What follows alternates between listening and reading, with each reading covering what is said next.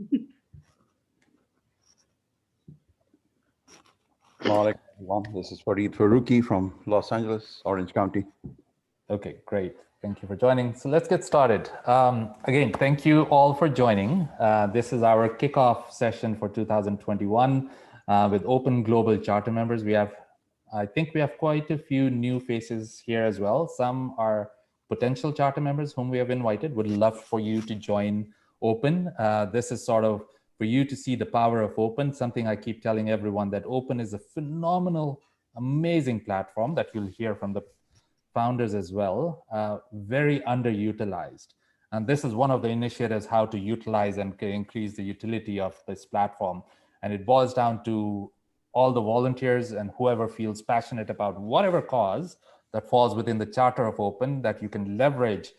Come forward, volunteer, and leverage Open to deliver that passion. So we're looking for more and more such volunteers. Historically, this is one of my favorite sessions. I've been meaning to have this session for a while. First, I want to learn how did Open got created. I've heard it, different versions of it, and I thought it would be a great way to invite Open founders to hear it from the fire hose as to how did they create and why did they create this chapter. And secondly, in my role, a volunteer role that I wear, a hat that I wear is as the Open Global President. I reach out to a lot of charter members, potential charter members, and I still get this question, despite the fact that they know what Open is, why Open? And I get to spend about 5, 10, 20 minutes just justifying why you Open. So I think this recording will serve that purpose as well and show the power of this network. Originally, I was planning to have it at our global retreat, but I thought it would be a great way to start 2021 with this story. And in terms of logistics, before I hand it over to the moderators, we request all of you to ask questions through the chat. We'll go through the chat in the sequence that you have requested, you've asked the questions. And what else? And please mute yourself if you're not speaking. Because this is being recorded. We will be posting on this recording on all different websites, even on Open Global's website. So please mute yourself. We'll request you to unmute yourself when your question comes up. If you have asked a question through the chat, ideally we want you to ask your question live, mention which chapter you are from, who you are, and ask a short question so that we can get to as many questions as we can. So on that note, it's a pleasure to I'm not going to invite all the introduce all the speakers. I'm going to introduce the two moderators, whom both of them I'm a big fan of. One is Fariha Chaudhry.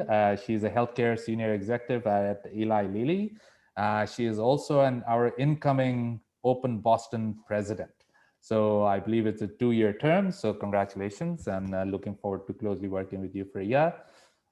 And Amreen Mirza, whom many of you know already. She's a consultant and a managing partner at Polykey. She's the Open Global General Secretary, an amazing support that we have at Open Global. She's also the incoming first chairperson at Open Boston. So we have an all open leadership, women leadership team at Open Boston. Along the lines, I just want to call out, we have our, so we have 3 chapters that have women presidents. We have Open London, Open Silicon Valley, and I think they are on the call today, and Open Boston. And we are trying to recruit more women charter members, which has been a challenge that we have had. And in the process, 2 weeks from now, we are going to have highlight as part of our Gupshup session, 2 great women charter member success stories. So on the 24th, we'll send the invite out. We have Hina Inam here and also Malika Junaid. So we'll send those details to all. So on that note, I'll hand it over to Fariha. Yeah, no, thank you. It's a privilege to serve as the Boston Open president for the next 2 years, and looking forward to working closely with all of you. Malzam, thank you for inviting Ambreen and myself as guest moderators today. All of you, thank you for prioritizing an hour and a half on a Sunday away from other things. But most of all, thank you for our guest speakers today, because without you, none of us would be here. So I want to hand it over to my Boston partner, who has been an open member for over 17 years. And like Mausam said, we've already provided the bios and the LinkedIn. So Umbreen's going to share a little bit of her own anecdotes through the 17 years, and then we'll get into the questions for today. Thanks so much. Thanks so much, Fariha and Muazzam. Like as both of you mentioned, it's been such a pleasure to be part of Open all of these years. I first joined Open as a volunteer. I remember my first encounter with Open was through Imran Sayed. He introduced me to Open when Open was just the only chapter was with the Boston chapter, and it was a really small chapter back then, and I was just starting my career and just working in one of our first initiatives, the business plan. The business plan that we had launched. And so it's really being a part of this first event is really a walk down memory lane, to be able to talk to some of our original executive team, to the very first president, Imran Khan, and the first secretary, Tahir Chaudhry, and our first treasurer, Ifti Ahmed. And I'm not going to go too much into their bios because they're serial entrepreneurs, so they're constantly evolving their career paths. And also we have our founding board of directors, Hassan Ahmed, Salman Akhtar, Salahuddin Khan, and Imran Kidwai. And all of these people I've gotten to know well over the years, both as community members, been able to watch just the organization evolve, and also been able to go to them as mentors too. So with that, let me just hand this back to you, Fariha. You asked the first. Why don't you take it from here? Yeah, I think to kick us off, why Open, right? What triggered us to create Open when we had organizations like TIE that already existed and many of you were part of?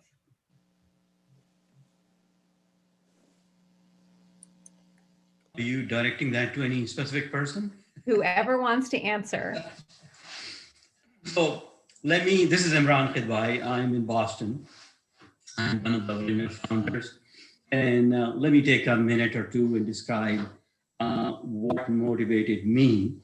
I moved to the US in the early 80s. I was working in high-tech, large companies, had this entrepreneurship bug, spent a lot of time at the MIT Enterprise Forum in the early 90s, and WPI Venture Forum. And then I stepped out. I was director of development at Lotus, which had been acquired by IBM. And then in 97, I stepped out to small companies and startups. And suddenly I realized that all these friends and people that we knew in the tech industry, and we would meet them socially at dinners and whatever, and say, okay, Hassan, how's Cascade doing? What's new? And everything is good. And that would be the end of the conversation. And I said, why don't we have a networking organization where we can help each other out? So that idea started in early 98, and we socialized the idea between 7 of us and decided to get together at Imran Khan's house on a Sunday morning for the meeting and a very nice brunch. And the 7 of us are here and listed on the invite as well. And the question that we grappled with for the first couple of months, 2 months, is, okay, we think that there is a there, but exactly what it is and what shape it would be.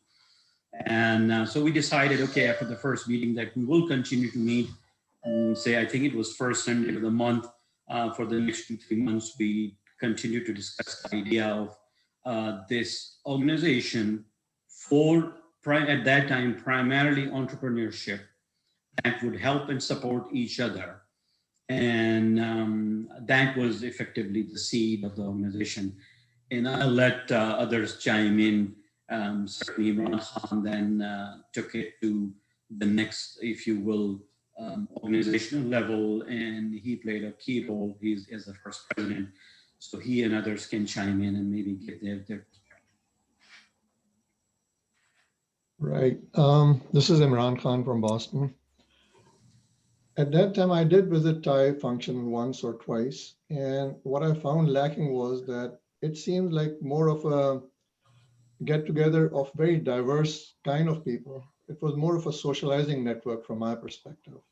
So you had people from real estate there, everyone had a mic. And I had started a startup way back in '84, and I learned the hard way some of the things of raising venture and starting a company. So I had a lot of arrows in my back, and I was starting another company for providing software services and was starting an office in Lahore. So at that time, there were a lot of us who were doing startups, some first time, some second time. And I felt that there was a need amongst us, which is the CEOs and presidents, to discuss challenges that we were facing amongst ourselves. Because as a CEO or president, it's kind of difficult. You're pretty lonely up there. You can't really share many of your problems in a very open way. And I felt that amongst my friends who had similar experiences and were experiencing similar problems, it would be a very nice CEO sort of a therapy session or a conversation, which is more focused than in a socialized setting where you have limited time and it's not that focused. So from my perspective, we started really very informally as a group amongst ourselves. There was no vision of replacing Thai or creating another organization. As it so happened, that was also the beginning of the internet age. So there was a lot of activity happening.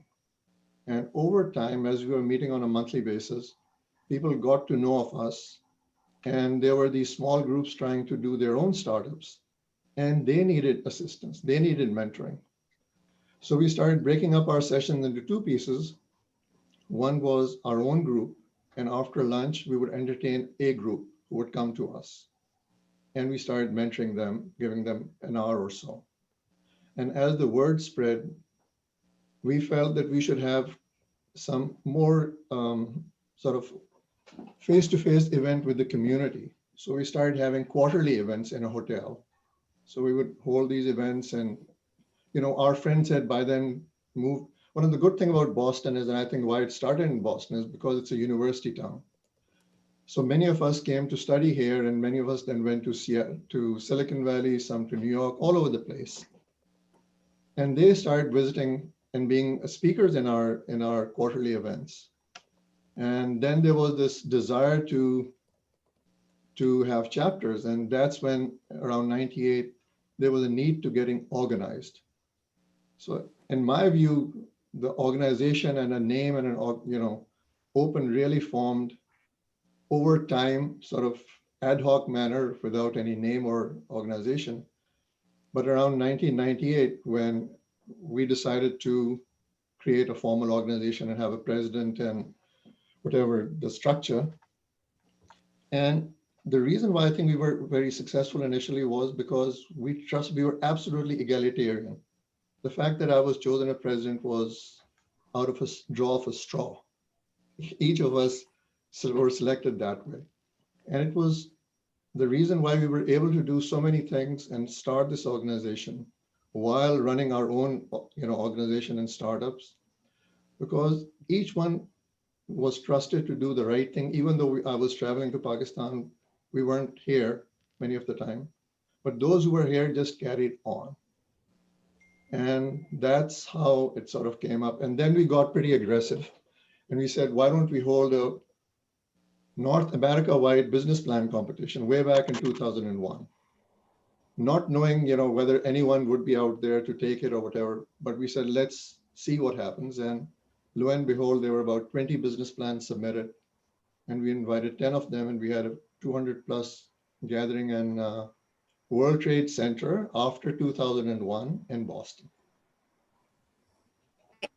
I think what was pretty remarkable about that 2001 time period was that was a pretty dark period for entrepreneurs, and also for, I feel, the diaspora, as well as for just like investment, right? So I kind of felt like open was a little bit of a beacon of light for all of us at every stage in our career. Wouldn't you say? So looking back, one of the things that I always felt, besides the entrepreneurial part, is as Pakistani Americans, we had gone and tried to organize ourselves in mosques. And that's where our identity was. And the other levels of organizations were Apna or Apsina. Those were inward looking. So I felt that Open was also a nice way to show Pakistani American as an outward facing organization. And even today, other than APF, I don't know of many outward facing organizations that, you know, Americans can say, oh, where are the Pakistani American organizations? So Open is one of the few, I think. In fact, we had a marketing consultant named Kristen Alexander, and we were thinking of canceling the business plan competition. Was going to be before 9/11, I think. And we had thought about canceling the business plan competition. I remember, we were thinking about fiddling around with the dates. And she actually said, no, actually, this is the best time to be kind of showing, like, this is the time when we really go forward with the business plan competition. This is when you really go forward with the press releases. This is when you really showcase the innovative side of our community. And this is when we raise capital from venture capital firms. We invited, the participants, the media, the press, and we had our keynote speaker from, Invisalign, Zia Jishti at that time. And it was a huge success, and people came from all over the country. Our contestants were from all over the country at that time. Correct. The prize winner, the first prize winner, was a company called Octane Wave from Toronto. That's right. So it was all over North America. Correct. One small request for our speakers, if it's okay, if you can give a little bit of your background on yourself before answering. It just helps us get to know each other a little bit better.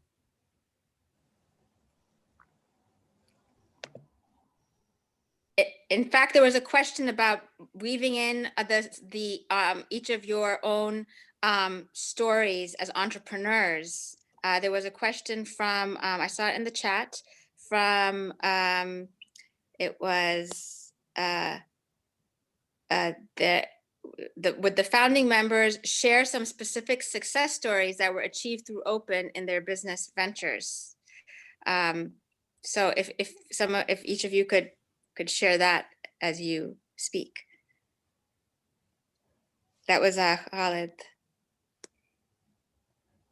I think what we can do is we have 7 founders on the call. So 2 have shared their perspective. It would be great to listen others' perspective on why Open.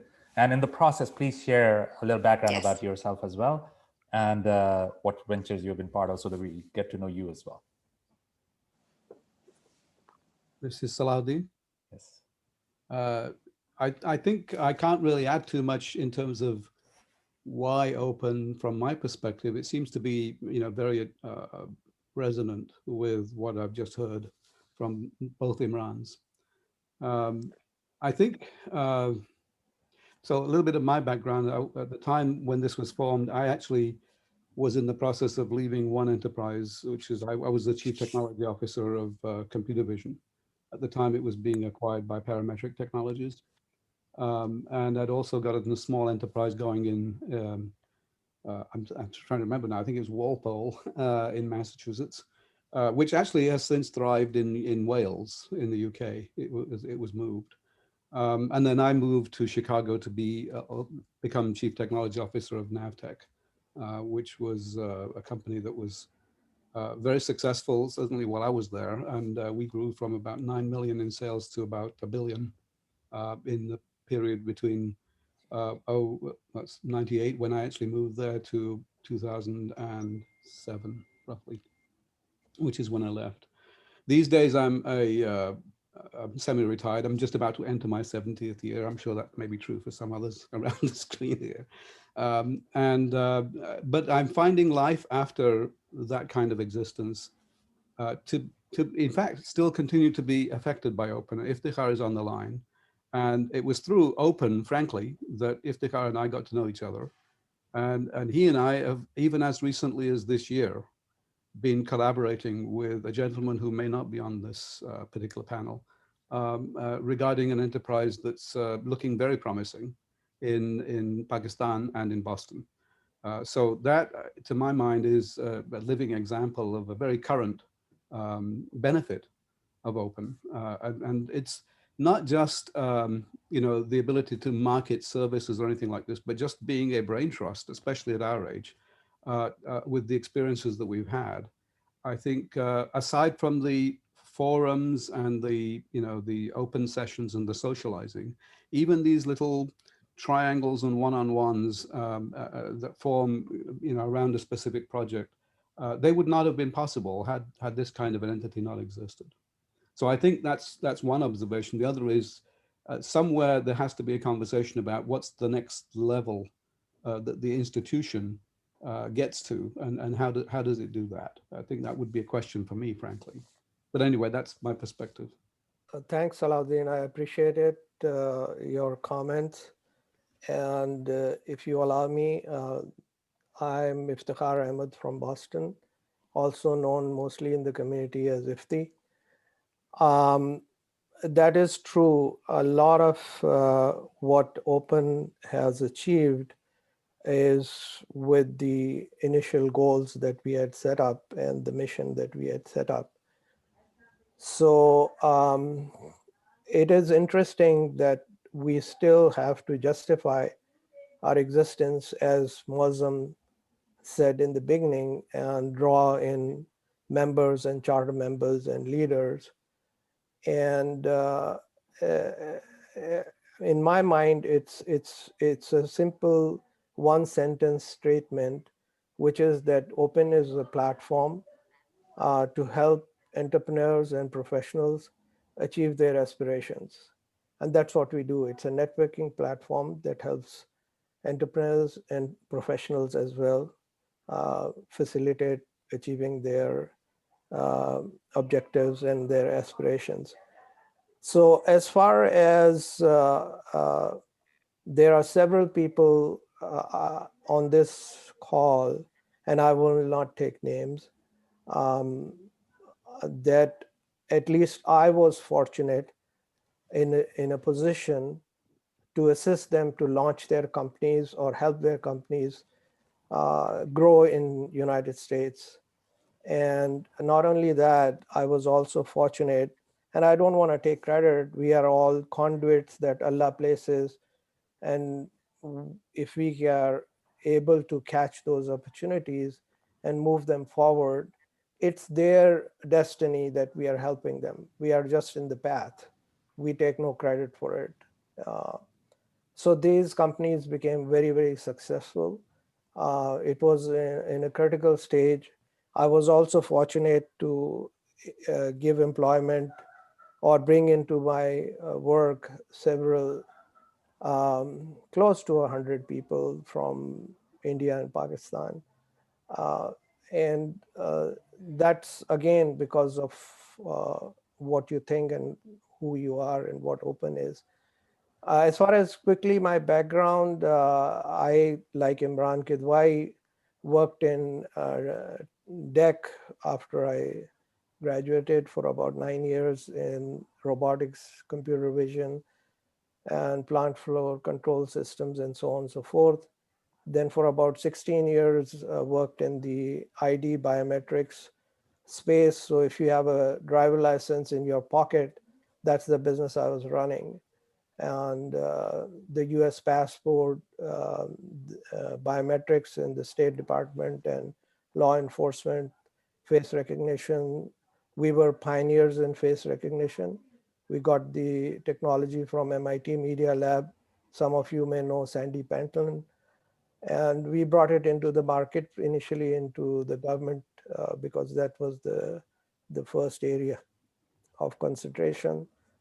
And then for another 7 years in protecting products, oil and gas from smuggling and adulteration, and pharmaceutical protection of products, excise tax stamps. And as Salahuddin said, now he and I are working.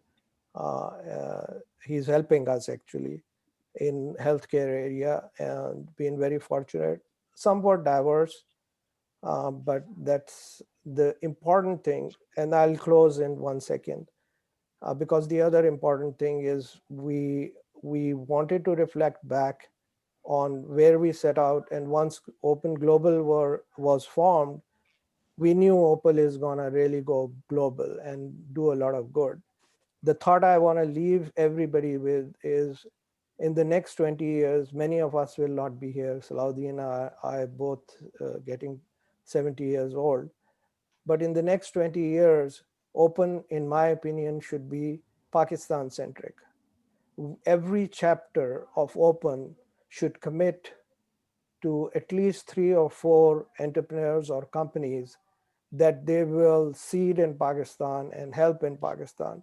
20 years from now, we should have 1,000 to 2,000 companies in Pakistan that Open has helped bring up, flourish, and make them great companies.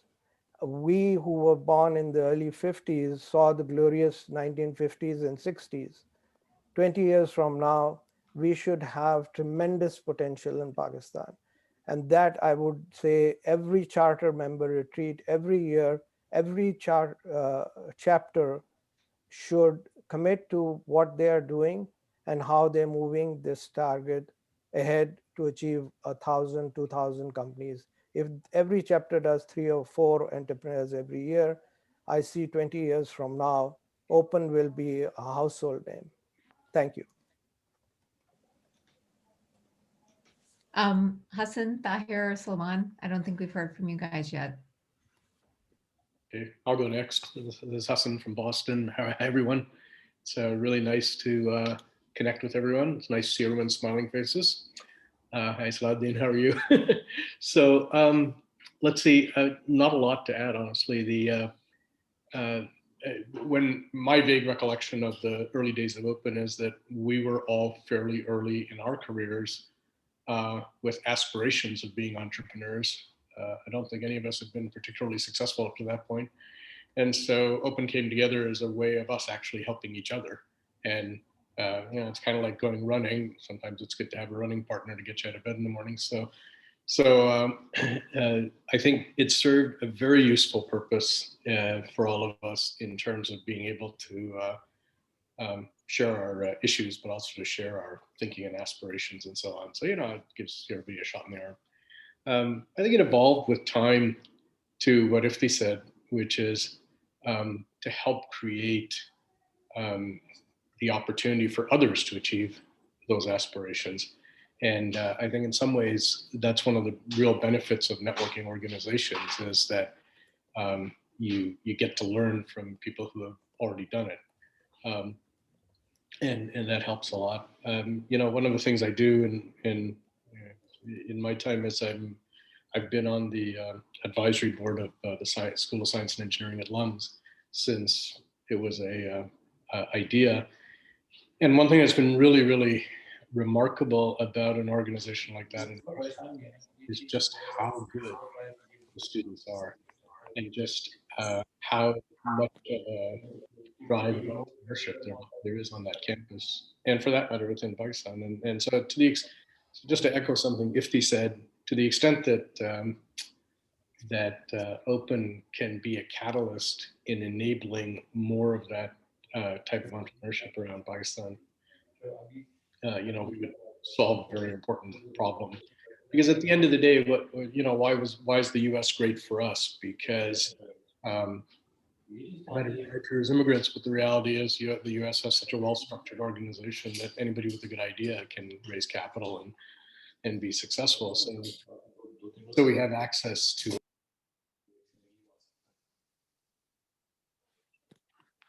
Oh, Hassan, I think you went on mute. How's that? Okay. So what I was saying is the reality of Pakistan is that not everyone has opportunity, even though there are a lot of people in Pakistan. To the extent that we can foster things there, that would be great. One of the things I try to do is I occasionally try to mentor a startup in Pakistan. And, you know, if I had an aspiration, I would love to see a startup in Pakistan build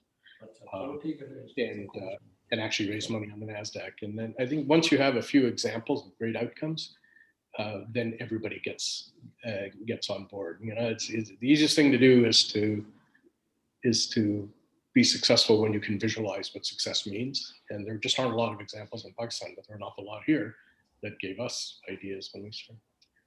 And then just to finish, that Open is such an amazing connections platform. I mean, like Hassan, even for yourself, is it double unicorn?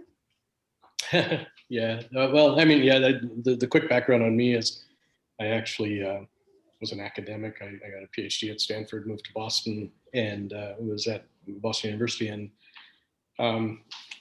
I left to go try out what it would be like to be an entrepreneur. And, you know, the first company I did was, not much to talk about. But then I was fortunate to be Chief Technology Officer at Cascade, and then ultimately I ran Cascade as part of Ascend. And then I started a company called Sonus Networks, which was all about transforming telecom networks in voice, which was wildly successful and public on NASDAQ. And then just recently I sold another company that I started to Microsoft, which was focused on transforming mobile networks, and that transformation is now the basis of what we call 5G. So, so you know, it's kind of cool to have the opportunity to do this kind of stuff, and I think the more people we can encourage to think big and try new things, you know, the more of an ecosystem we'll create around it.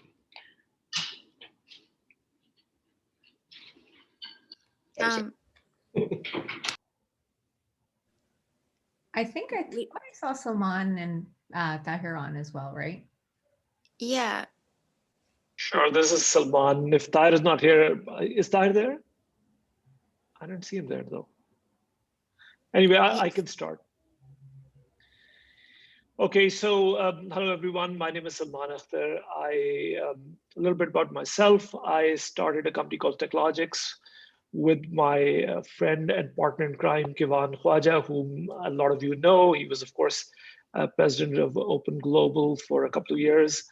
So I'm sure most of you must have met him.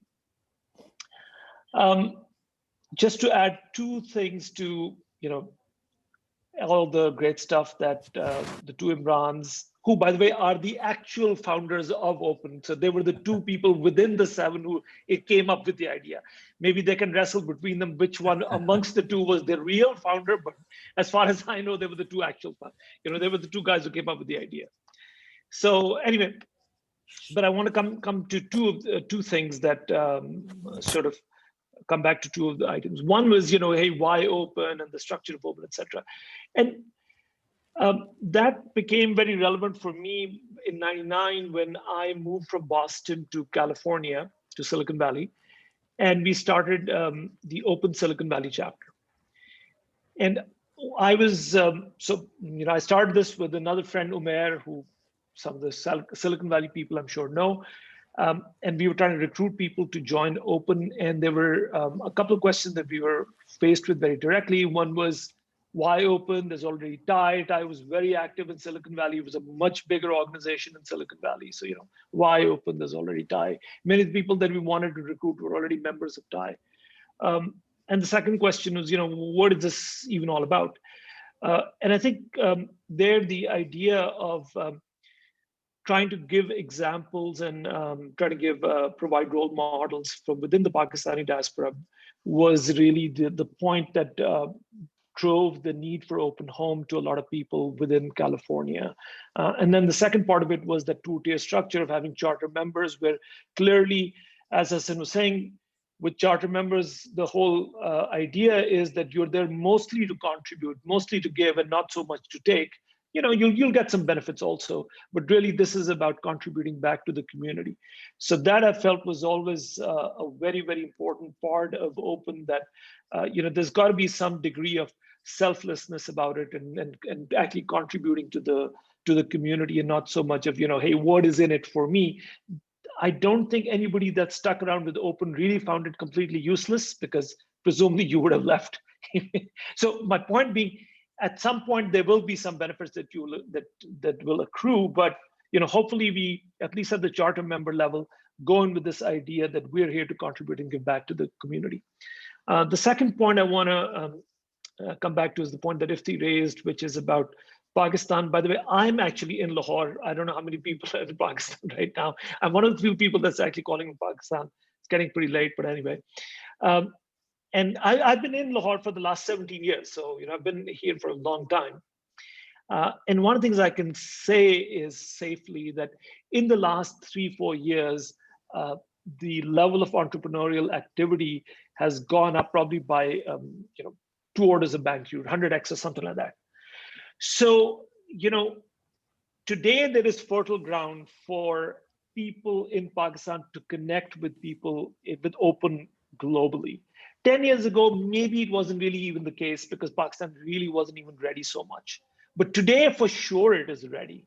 And there are people who would be very, very, who would find interaction with Open chapters, Open charter members very, very useful. So yes, I think that should definitely be very much, that's the next big challenge for Open, at least in my perspective, to try and address that question. Thank you. I'd just like to add one thing about Salman, TechLogix in particular. When I was graduating, one of the dream jobs was to join TechLogix right after undergrad. So, but yeah, it's a great platform you folks put together. So, Achha, by the way, one of the things that has happened subsequently when you work for many years in Pakistan is that I've encountered several people saying, I applied and you didn't give me a job. So sometimes being selective comes back and bites you. Yeah, I've I'm had one it of happen them. on more than one occasion. I'm one of them. I applied, you never responded, but then I came for my grad school to the US. No offense. So thank you for talking a little bit about why Open. I guess, and we touched upon it a little bit in some of your stories, but what are some of the challenges at the beginning that you faced? And what's some of your thinking behind the structure that we have today as we've scaled globally with these semi-autonomous chapters? So if I can add a little bit, somebody put it on the chat as well, old people eating nihari. Initially, when we formed Open, and I don't want to sound elitist or anything like that, we wanted to preserve our objective. We didn't want this organization to become political, because that's one of the reasons of creating the organization. We had mosques, as Imran Khan alluded to, and we have Pakistani organizations in probably everywhere, which are social organizations, and they do social events and so on and so forth, Eid functions and so on and so forth. We wanted to have an organization which is purely focused on helping entrepreneurs as well as people who have management or technological challenges that they were facing, and not bring in people in those elements which are there in every society, any diaspora, so to speak, who would try to take advantage of the organization or directly try to benefit. We were a non-profit, and we didn't want this platform to be used to leverage. So initially, we were very careful who we brought in the organization. That's what I'm trying to say. And that sort of created a perception that these are elitist guys who are, so one of our things originally was, if one charter member said no and had a good reason to say no, we would heed to it. So that was a challenge to grow the organization. But now it's got its own momentum and its own breadth, width, and depth. So that's not become an issue. So that was one of the challenges, to keep the organization focused into helping people who needed help. On an organization level, one of the things we were toying with was, as we issued other cities to have their own chapters, how much control should we have as Open Boston? I mean, we could have done whatever we wanted at that point. We could have had complete control, or we could decentralize it. So we toyed with that, and given our other commitments to our companies, families, and everything else, we felt to make a scalable organization, it had to be something that didn't require our own control that much. So it was completely decentralized. So we set the bar very high for issuing a chapter. But once it was given, we didn't want much to do with it. So initially, if you see how the chapters were issued, they were only sent to those cities who we had deep friendship with. So only people who we had friendship with, we would allow. So there were many chapters. There were actually 3 groups from 3 different cities in Texas who wanted a chapter in Texas, and we only gave to 1. And the first chapter that we allowed was, by the way, when I say we had Open Boston as a chapter, and we created a new entity called Open National. So when I say we separated the responsibility and made all the chapters geographically constrained. And the only entity that could issue chapters was called Open National. So Open National was our public face, and it had the ability to give new chapters, sanction new chapters. So the first new chapter that didn't have our friend was Open Karachi. And that's when we let go. Right, and thank you for bringing this up, Imran, because this question keeps coming up. Why was it decentralized? Because it comes with its own challenges as well. There are a few chapters that we are forming, and they're questioning that. But there are pros and cons that we have to weigh in. So thanks for bringing that up. Right. Initially, we said we'll only allow 3 chapters to be the controlling chapters of Open National, which was Silicon Valley, Boston, and New York. And we said every other one would be a non-voting chapter. But as democracy has it, we couldn't really maintain that, given they needed voice as well. So yeah, so if I can add, Open National was then changed into Open Global. And we were fortunate to have Arthur Anderson, who was a friend of Malik Khan. He contributed a lot to the business plan competition, as raising the money, as did Hassan and others did.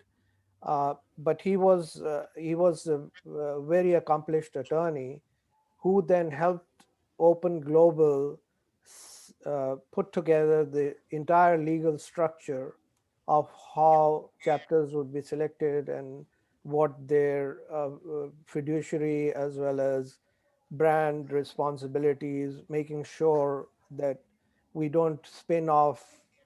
You have to remember 9/11 and the environment we were in, where everything was being scrutinized. I had, as treasurer, to get Open tax exempt status, and which was a huge challenge, because it's still a challenge. They don't want to fund any organization that has problems. But anyway, the stars sort of lined up. We had the right people at the right time, at the right place, who could set the organization properly. Question, now that we've had 20-year track record, what about the impact? What can you say as to the impact Open has made globally on the community now that we have 14 chapters out there? Actually, that's a great question. I'll just follow on what Imran is mentioned, because a couple of questions came through the chat as well. I think Khalid Nazim and Kashif Zubair are mentioning about the same. Please feel free to unmute yourself and ask live too. That in the past 22 years, there are multiple stories. And I get that question as well. For example, we're starting Open Middle East, and there is another group that interestingly is calling themselves Open as well. And they're questioning, hey, what is the impact of Open? So we haven't done a good job to quantify the successes through the platform. We allow people to connect, magic happens at the back end, but we haven't created a sort of pitch. So if anyone wants to ask live, or we can just go ahead, the impact that you've seen that Open has provided from what you know. I just want to add, I think the impact has been mentioned in a number of cases, even just now, in terms of, I don't know if we've got a formal count of enterprises that could claim that they've benefited from the existence of Open. So, you know, maybe that should be one of the things that is tracked and publicized. It sounds like there would be an appetite to know that. By the way, just one quick comment, it's slightly humorous. I've never in my life tasted Nihari. So, and I was one of the founding members. I know it doesn't stand for that. The last point I would want to make is we haven't really talked about it, but Iftikhar kind of alluded to it.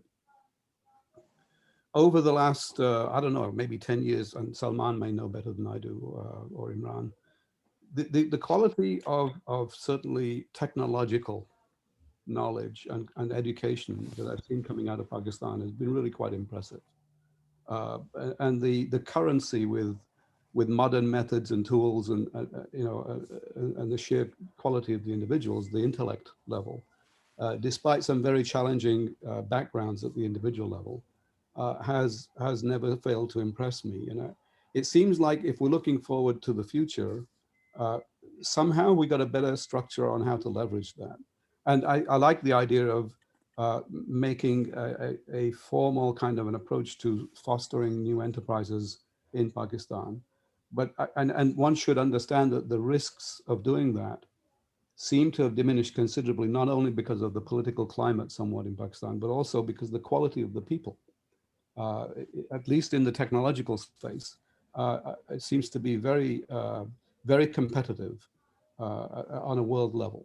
And I had a good chance to meet quite a few people. I'm also talking to some next generation relatives that are in sort of coming out of university, getting technical degrees, and I'm really impressed. So I think that bodes well for creating enterprises or fostering the creation of enterprises using maybe money from over here and you know, leveraging the talent that is already over there. So I love it. So this is exactly what Open stands for. So it looks like there's enough appetite to mentor, coach, guide ventures that are coming out of Pakistan. There are a lot of people who have showed interest. This is how we can gather a like-minded group of volunteers, executives like yourself, form a separate group that then puts a structure behind it and make it leverage Open platform to scale. So if you're one of them that would like to be part of that group, please write your name in the chat, Open Pakistan Mentorship, or we'll copy the chat and we'll create a subgroup that volunteering for Open Pakistan Ventures. Just put that note down and we'll set up a separate subgroup and then go from there. So, but thank you for bringing that up. In the same vein, future facing, I saw a comment or question from Yasin in the chat. You know, what's something you're most proud of? And also, what do you imagine working on that you don't already do? So can we have Yasin just ask that live and introduce himself as well? Sorry, yeah. Sorry to steer us under, Yasin. Okay. Yasin, why don't you unmute yourself? Introduce yourself and ask the question live. All right. Sorry, I'm just going to put on my camera. Sorry. Hi, it's kind of night here, so kind of late evening from my end. My name is Mohammed Yasin. I'm based out of Dubai. The question I wanted to understand is from the founders and what you've created out of Open, what specifically are you really proud of back at it? You're like, yeah, this is something, one of my biggest proud moments of creating Open, that this particular program or initiative that we did is creating the impact on point that we wanted to. And going forward, as for members over here from the Open community, what do you think or envision that something we need to do that Open isn't already doing. I believe even something we touched upon briefly was about our engagement more with Pakistan as a country and the people there, but maybe more things around what do you think we might be missing out on in the future that we can grow and start to encapsulate more within the Open community and chapters. Just a little background on this, I'll follow on to what Yasin is mentioning. So Yasin is a group of young, passionate, energetic volunteers out of Middle East who are helping put the Open Middle East chapter and creating that. So Open Middle East will be formed, inshallah, in the next month or so.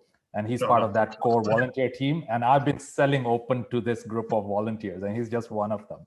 So I guess it's stemming from that discussion. So please, whoever wants to answer. So let me take a shot at it, because as you can tell by the color of my hair, I'm the oldest Open member, Open founder. Listen, by far. Okay.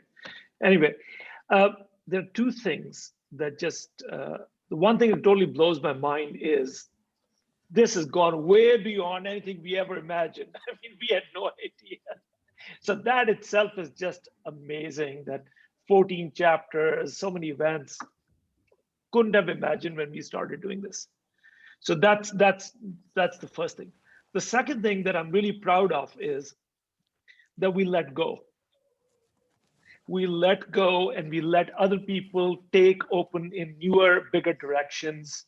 None of us, we were able to let go and say, hey, we don't have all the answers. It's not, this is not our little sort of inheritance that we're going to protect and hold forth. So I'm really glad as a group, we were all able to let go and let all the excellent people that are on this call take this to wherever it went. I can add a little bit. So I'm not a sage or a philosopher, and please let me indulge me a little bit. But I'm an engineer, and I'm always looking at problems and what the possible solution could be. So in the mid 90s, even before we started Open and before I actually jumped into entrepreneurship, I kind of our position, our status as a community in my adopted country. I'd become a US citizen. And I looked at it as, okay, how can you have influence in this country? So I broke it down into, I mean, it's not perfect, but, and I'll be quick. The first one was very simple, obvious, numerical. If we had enough people voting, whatever, okay. Now, we knew what the rate of immigration was from Pakistan and how many offspring we could produce, so you can see where that would go. The second is what I would call political. And that's either people directly contesting elections or having influence. We have people in the Boston area that have outside influence. They participated, ran election, say, campaigns or fundraising for major candidates for Senate and president. So that's the second. The third is what I would consider the social, and that's the broad term. This is where the doctors, the academics, they can be the face of the community. But the fourth one, which actually can impact all the others, would be the economic or the financial. How can we collectively increase the wealth of the community that can have significant repercussions in many other aspects? And so as, if you will, my journey into entrepreneurship and what we thought Open could do is improve the collective wealth of the community by helping each other out. So I know that one of the questions that Muazzam had posed was about the vision. And I wouldn't say that this was exactly the vision, but this was in the back of at least my mind and our mind. And I think the one thing that has come up often in the recent past and also today is measurement. And as we say in business, that you cannot really quantify anything or get to a result unless you measure it. So maybe it's time now, maybe we can recreate some of the data from the past, but maybe get more rigorous from this point on and start to measure it. But the simple thing is that Open, I believe, has helped in improving the collective wealth of the community, and will continue to do so, inshallah.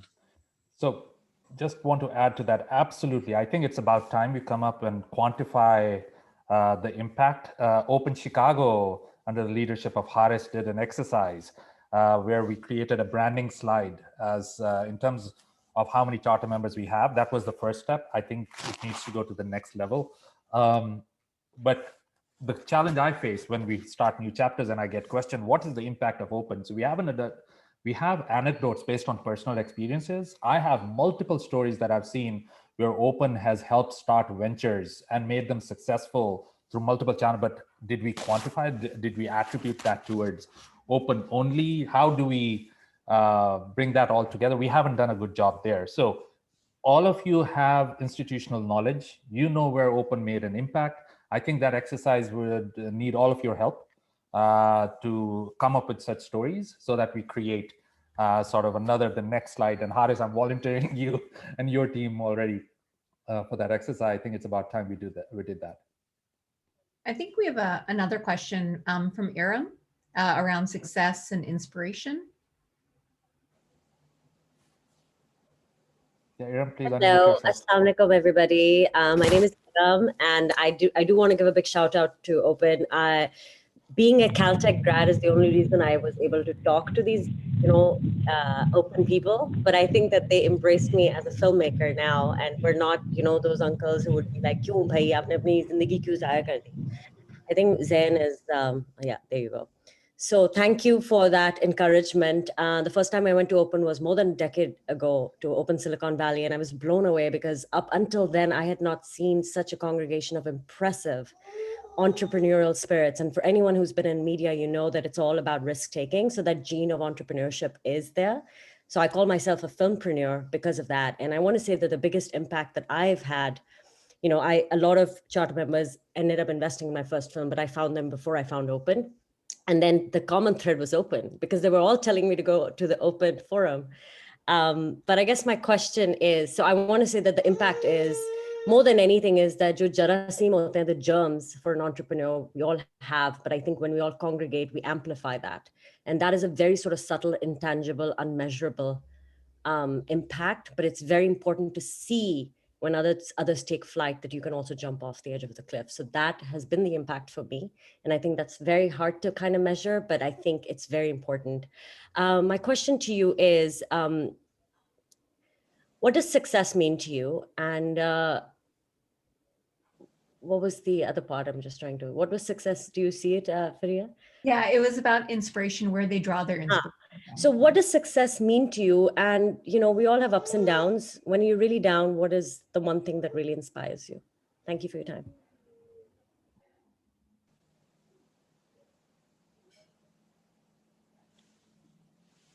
Not everyone at once. Let me throw a thought out. I think success for me personally is, just growing, intellectually growing, spiritually. Those are important to me. I think that the most tangible things that you can have at the end of your life is the set of experiences that you have. And so, and those are essentially abstract, and yet they are most tangible. And so what have you done? How have you grown is increasingly a central element of the way I look at life. And it has been that way for a long time, but increasingly so even now. But then I think if I look at success for Open,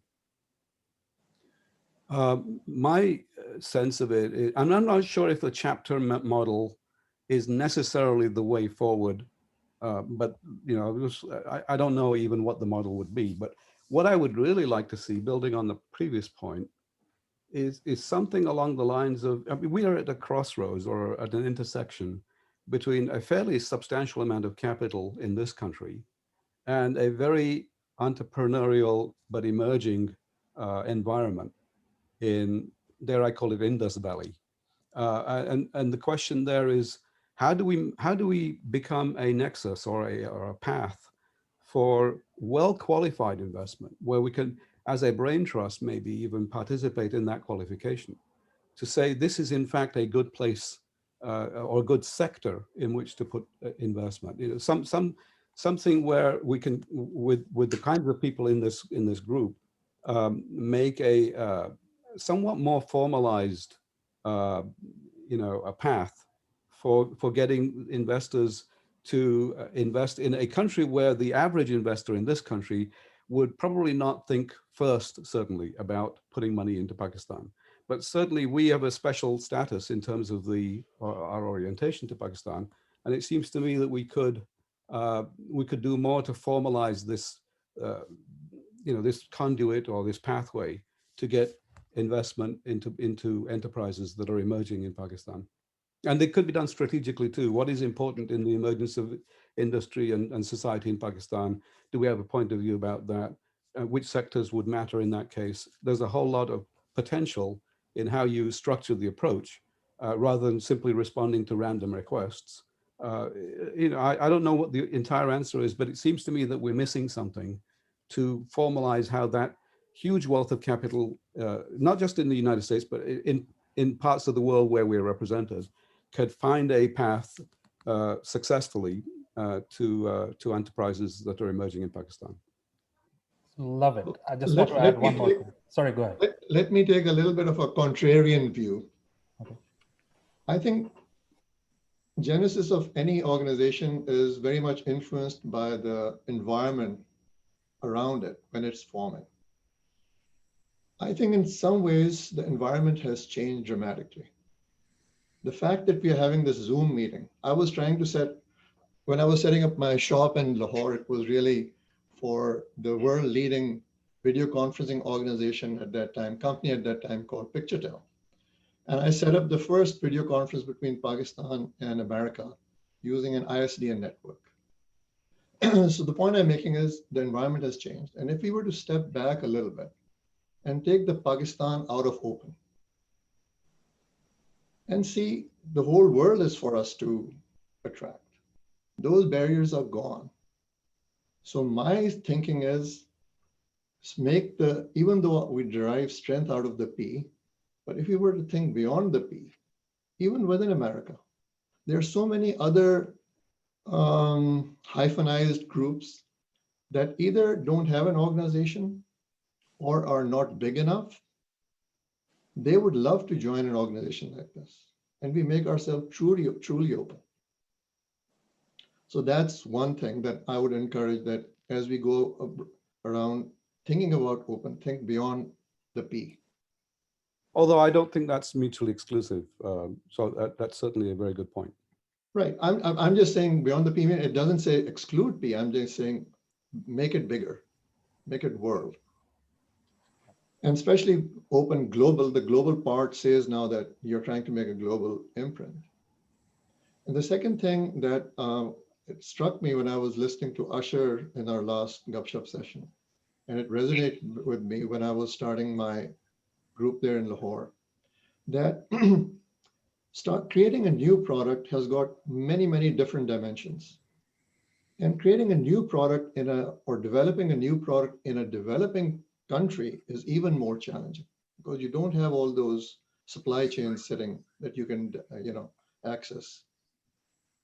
So I think when we talk about Pakistan, one of the things we could do besides the entrepreneur and mentoring part is try to create a culture of new product development.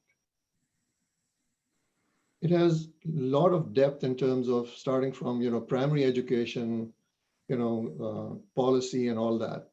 But there are certain things that have to do with nuts and bolts that we in America experienced at a very faster pace. And we have experience in that in so many different dimensions of building hardware, software, service, all kinds of stuff. And if we could sort of educate in sort of formal or informal way, how to go about creating a new product, which, when you're starting a new company, already you don't have much money. So the cost of making error is pretty high. So if anyone would like to join me in that venture, that's what I'm currently thinking about. So those are my two thoughts. Excellent. You're volunteered. So we'd love to leverage your help. I was going to ask for volunteers and you've already volunteered for this. So this discussion has come up multiple times in the context of an open fund, right? So how does can open triage and sort of filter through some ventures or initiatives that some charter members can join hands and help them make successful. So a lot of discussions have happened along the lines. We haven't had, again, open platform can do great and wonders. We're just looking for volunteers. So Imran has already volunteered. Great. Would love whoever wants to be part of this open fund. I'm just calling it fund for now. It could be a different name. Please put that in chat, and we'll create a separate chat group, working group around the lines. And I think Mozam, I have a comment to make. First of all, I would really like to appreciate, even though it looks like a small little step of creating a WhatsApp group, but this little small initiative has brought all of us together. And then this Gupshup has been really very amazing in terms of getting to know each other.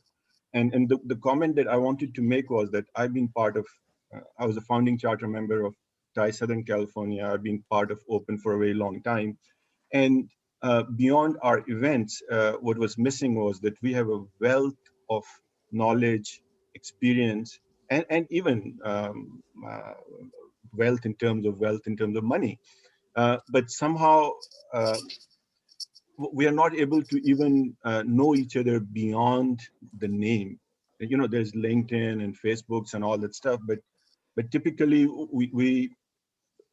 the amount of knowledge and experience we have, if there was a way of kind of sharing that with each other without sounding arrogant or without sounding like you're blowing your horn, because the reason is that if we know each other at that level, maybe there are more areas of collaboration, and there are more areas of projects that we can do for good of Pakistan or the good of community in general.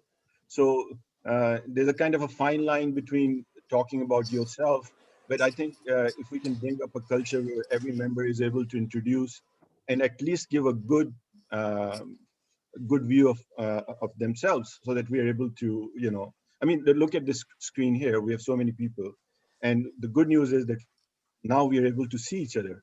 You know, even this was not available before. But if wouldn't it be great to know a little bit more about each one of us, and therefore find common interests and collaborate and go beyond? Because Open has been a great platform for many years. So it's a great foundation. I mean, it has a great reputation. I mean, everything is there. So now is the time to build and go to the next step. And that next step is kind of Nasser, as well. Nasser, you bring in. Sorry, go ahead. Somebody was saying something. No, I was just going to say, I didn't know if Nasser, you had a question as well, because I know we have a couple of other. That's why it's just a comment. Thank you. The question is that, you know, a lot of these things that we're talking about, like creating the wealth, I mean, investment fund, I'm willing to work on that, Moazam. You can add me to that.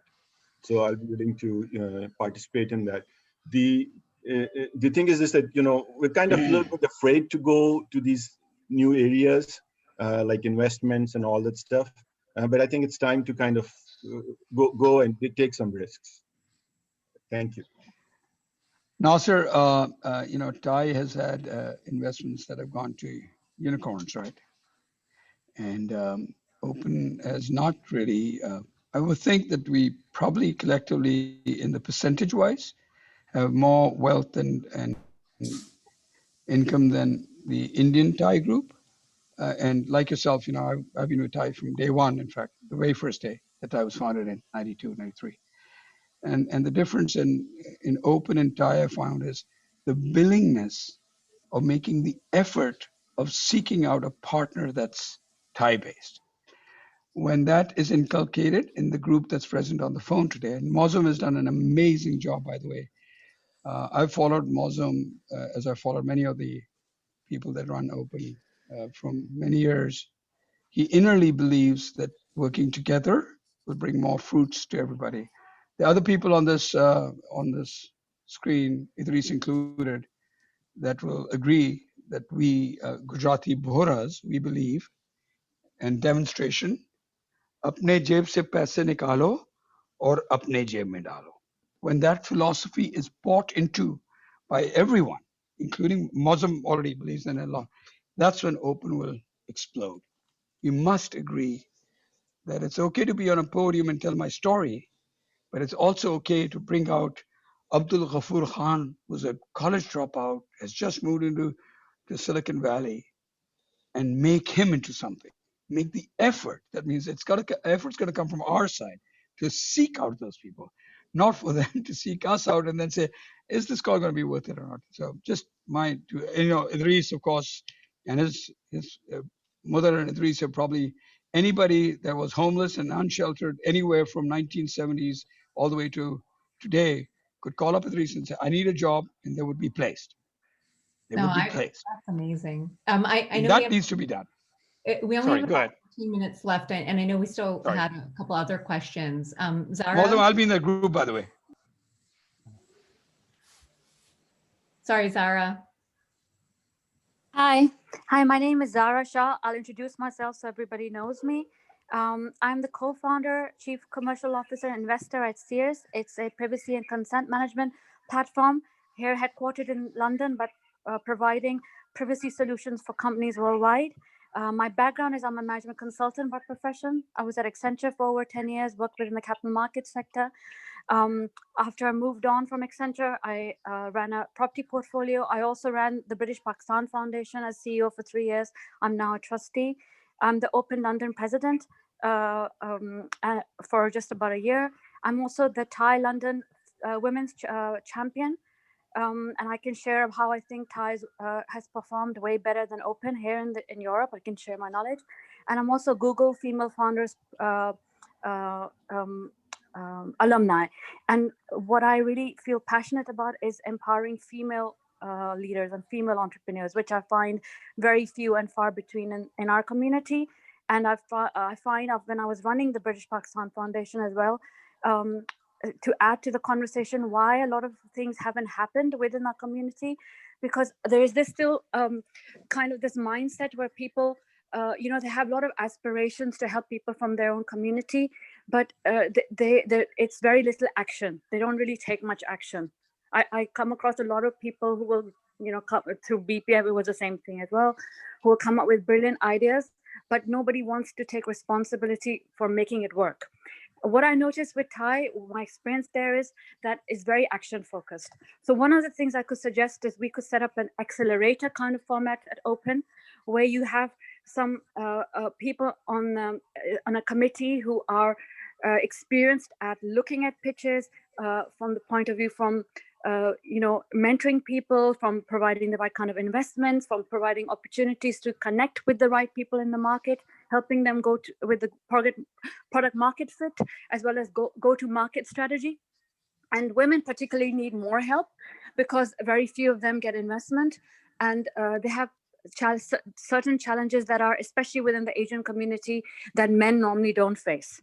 So I think a way of kind of taking action and getting more people, helping people from the community, is to set up this accelerator kind of model where you are investing in startups or entrepreneurial ventures based on their merits and performance.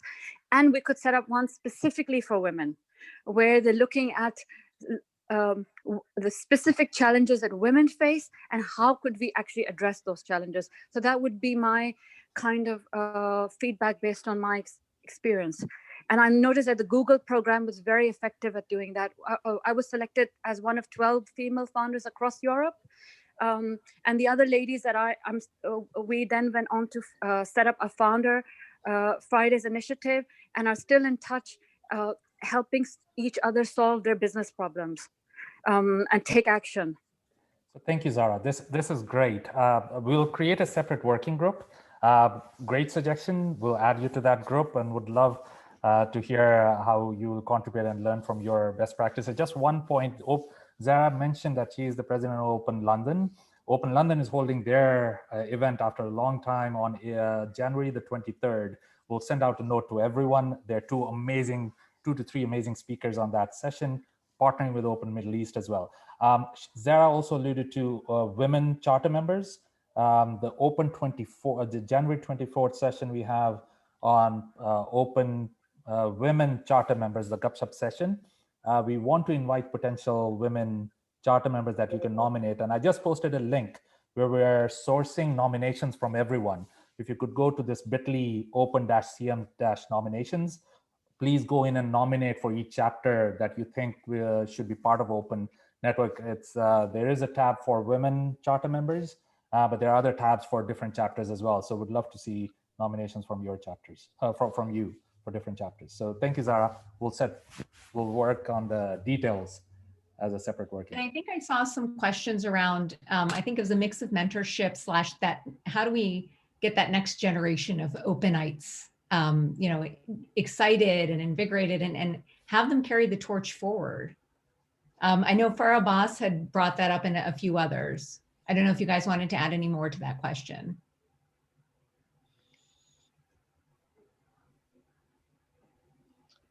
Farah, you can unmute yourself and ask the question live and introduce yourself as well.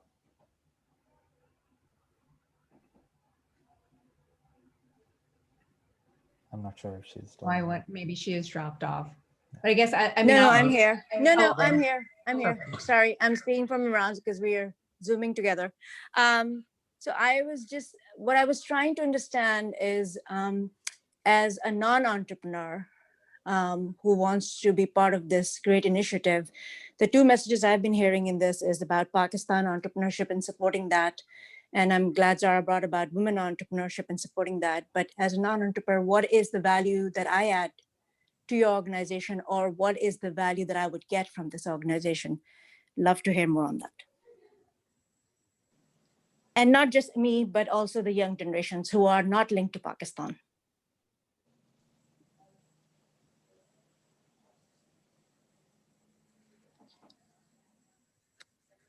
Anyone want to answer? Good. Well, I mean, are you talking about, well, so many of us are born and raised outside of Pakistan. I myself was born and raised in Boston, so I think a lot of us have a connection to Pakistan. And also, I think we even did a survey, right? The Dubai chapter did a survey, and we know that so many of our members are entrepreneurs and corporate executives. So although we are called the Organization of Pakistan Entrepreneurs, Muazzam, you had also talked about this, that, we are an organization of executives, and the entrepreneurs is a kind of a, we're not only entrepreneurs in Open. So very briefly,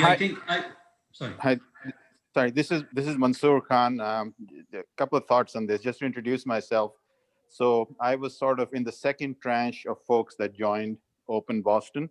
I think I was the second or the third president of Open Boston. I think I came right after IFTI.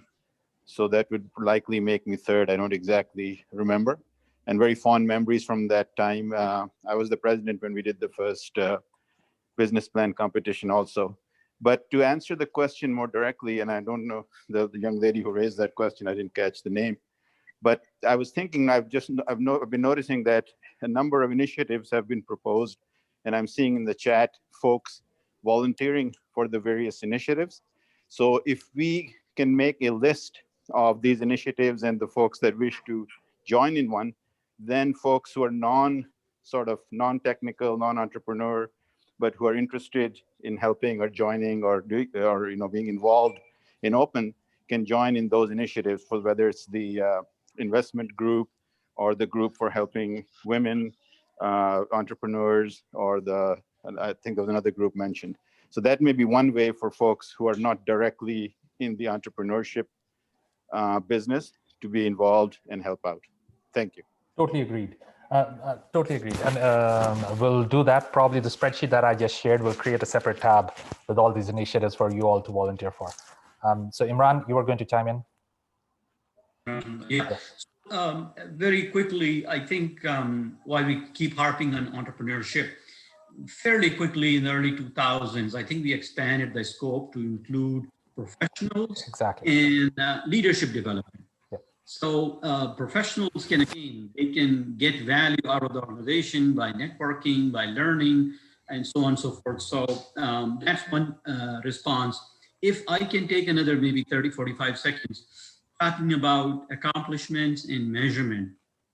So in the early 2000s, on some of our trips to Pakistan, and there were several of us open, if you will, charter members, we met with entrepreneurs in Pakistan. And one thing that we heard was the big problem at that time was that companies in Pakistan would reach a certain, if you will, revenue and then plateau. So the problem that we identified was how do we help acceleration? And so as Salman said, things may have changed now, but in conjunction with MIT Enterprise Forum, we came up with this thing called a business acceleration plan competition, because we thought funding startups and helping startups at that time was too hard, but let's help take companies over to the next stage. And that was a very successful few years. To be fair, I don't know what happened to it, but the things that we did was we came up with a bunch of mentors in the US.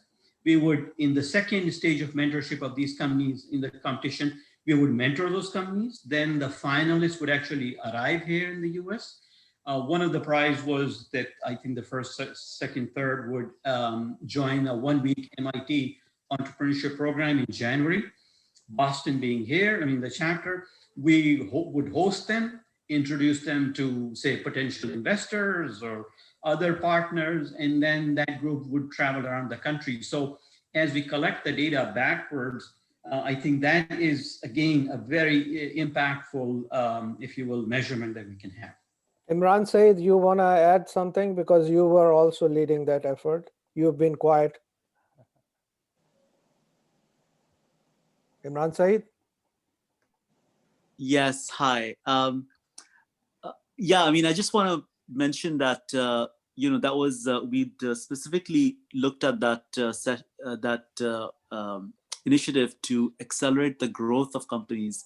You know, one of my sort of areas of focus has been not just to start new companies, because we have plenty of incubators and whatnot for that, but to really take companies that have already grown and are plateaued and help grow them, you know, sort of to a level where they become meaningful organizations in terms of size, revenue, etc.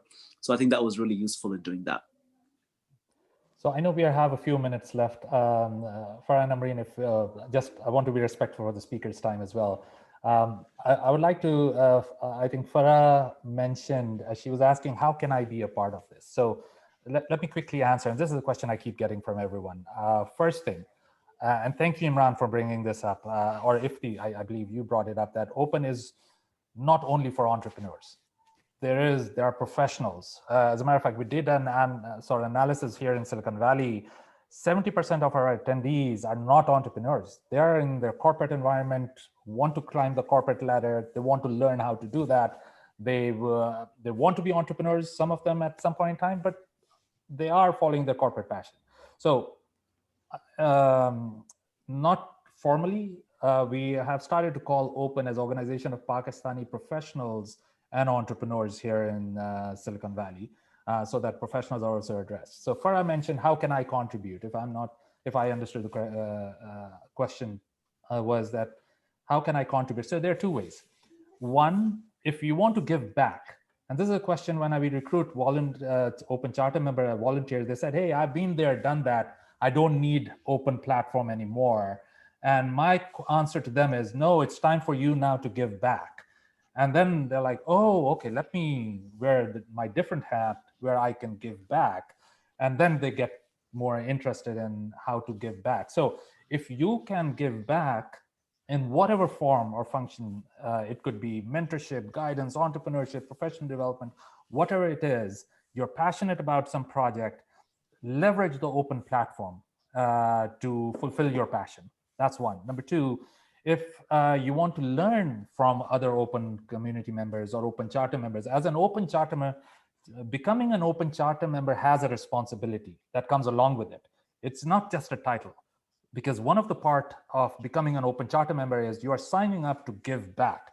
If one open member reaches out to you, you're obligated to respond to them. Now, you could be busy, you could respond to them later, not immediately, but that is sort of what you're signing up for, that you will help.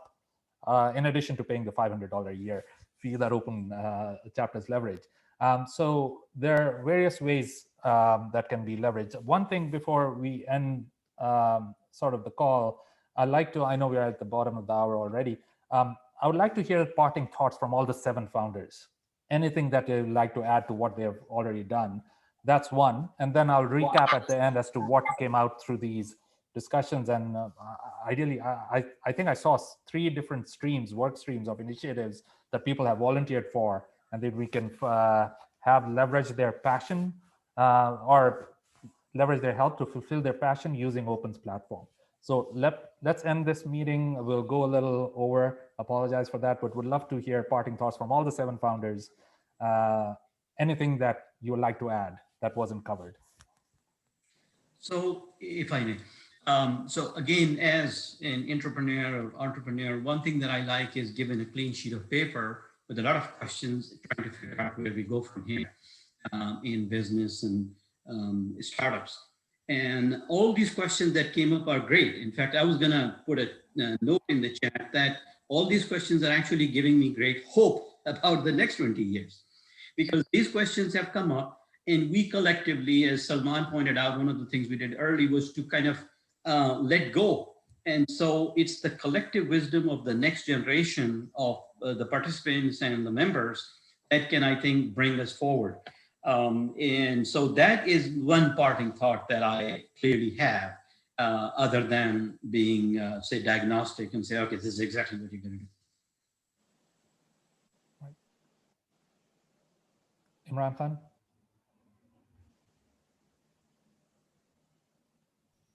I think I said earlier, I think we need to be more inclusive and open ourselves truly to other hyphenized groups, as well as, what I call regular white Americans. I think only when we have them marching along with us, we would have been totally integrated. And one thing that I don't know if this is the right platform, I think we need to have some political representation. As they say, if you're not at the table, I mean, you're on the table. So this is just something to think about, a separate organization that is political in nature. Yes. Thank you, Imran. Salman? Well, it was a great event. Thank you very much. By the way, I mean, I'm really excited about the whole Pakistan initiative, as you can imagine, given my location. And I would love to help out because, there's got to be, with the Pakistan side of it, because that's, obviously the 2 things have to meet up. So that's, I think I would love to play a role in that. Great. Ifti? I think we covered most of it, and I will repeat again that setting goals and teams and tasks is great, but having measurable milestones, which we report every year, is equally critical, because unless we show progress towards what our next 20-year plan is, and we measure ourselves, then we are still spinning around. Great. Haris, we volunteered you for that. Hopefully you agree to do that and take it to the next level. Haris, by the way, is Open Chicago, chairman of the Open Chicago chapter. I don't know if he's in the call yet, still or not. I'm listening with trepidation. Great, thank you. Hassan? Oh, he had to drop off. Okay, and lastly, Salahuddin. Well, I think it's it's all been said. What I got from this, by the way, I enjoyed the experience. It was great. And it was good to see faces. I think that what I've heard is there are multiple faces or multiple facets to what the next several years for Open will bring. Some of them feel like immediate, tangible, and narrow in nature. Others are more visionary. And I think I would carry forward the spirit that they both have to happen. And so I would argue that, very tangible steps like the Pakistani Initiative could be certainly elevated to another level with some very directly and fairly quickly measurable results. And I think that's an important thing to do. And I think we should not tire or feel unambitious about forming vision that's big, like Imran was mentioning. I think that those are both parallel things that have to happen. And it's really down to the leadership of the institution to do that. I like the notion that, and I define institution personally as something which, survives the membership, the foundership, and creates within itself the means to sustain itself. And I think those are the elements that are beginning to show in Open, and I think that's a great place to be. But now it's time to move it to the next level, and so that's really what I would be focused on, more so than reflecting on the successes of the past, frankly. No, so on that note, so I want to thank all the speakers. Thank you to the moderators. Great session. One of the sessions that I was very looking forward to, because some of you have spoken to, but not all of you. And so every single one of the speakers today have a story that warrants a separate Gupshup session. This wasn't that. This was Open Founders, right? Why was Open founded? Why Open? And many other questions similar along the line. So I would like to reiterate what I just mentioned. Open is an amazing platform. It started at a point, it has grown significantly. It's extremely underutilized. The utility can only increase by finding people who are passionate about various initiatives and leverage this platform that is 300 plus charter members. I think the number that we calculated was about 40,000 plus members on our collective mailing lists. It's scale, right? Let's leverage, let's follow our passion, leveraging Open and deliver this. The three things that came out was, one was Pakistani companies, mentorship, etc. That's a separate track. Workstream will kick off. Umbreen is the general secretary for Open. Would love to leverage her help to streamline that. Number two, as possibly an Open investment fund, and would like to see who will help with that. Number three, Nasir brought up the segmentation of Open charter members. We need to know who does what, so that the reason these Gupshup sessions even started was that historically it has been everyone reaching out to either the Open global president or the respective chapter president. Hey, can you connect me to somebody in this vertical, in this area? That bottleneck needs to be removed. People should be able to connect with each other without that one or two individuals sort of gating that connection, right? And that's where we are moving forward towards. Our website is moving in that direction. WhatsApp group was an easy start, so we started with that. So I'll end on this note, thanking everyone. And what Salahuddin just mentioned, we should not be scared of a big vision. We should not be. And if we have, we should, whatever passion we have, we should leverage Open, think big, and do good for the community. So on that note, thank you, everyone. Get involved and nominate as many potential charter members through the links that I've shared. Thank you, Mozam. Thank you. And have a great rest of your Sunday. Thank you. Thank you. Bye-bye. Thank you. Thanks, everyone. Thanks, Bye. everybody. Great session. Bye-bye. today. Bye. Thank you. Bye, everyone. Thank you. Thank you, Mozam. Thank you. Bye, everyone. Thank you.